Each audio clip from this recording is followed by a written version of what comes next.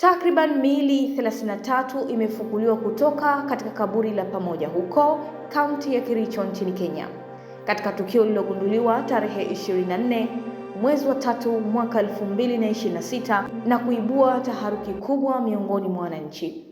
Ugunduzi huo ulifanywa baada ya taarifa kutoka kwa wakazi wa eneo hilo waliotilia shaka uwepo wa mazishi yasiyo ya kawaida, hali iliyosababisha mamlaka kuanza uchunguzi wa haraka. Zoezi la kufukua miili hiyo ilifanywa na timu ya pamoja iliyojumuisha maafisa wa polisi, wataalamu wa uchunguzi wa kisayansi pamoja na maafisa wa afya ya umma.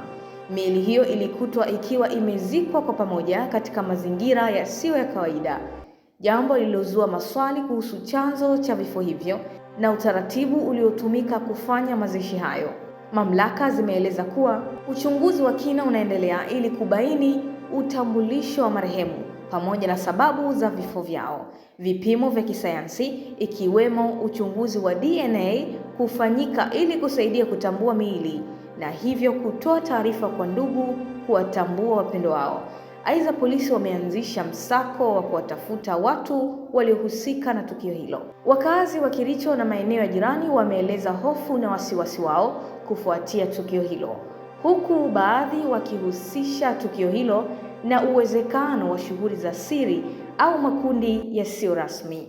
Serikali imewataka wananchi kubaki watulivu na kuepuka kusambaza taarifa zisizo na uthibitisho wakati uchunguzi ukiendelea. Serikali ya Kenya imeahidi kutoa taarifa zaidi kadri uchunguzi unavyoendelea na kuhakikishia wananchi kuwa hatua kali za kisheria zitachukuliwa dhidi ya yoyote atakayebainika kuhusika. Tukio hilo linaendelea kuchunguzwa kwa kina, huku likichukuliwa kama suala nyeti la kitaifa linalohitaji majibu ya haraka na ya wazi. Kutoka hapa Zantime Media, mimi ni Amina Lumwecha.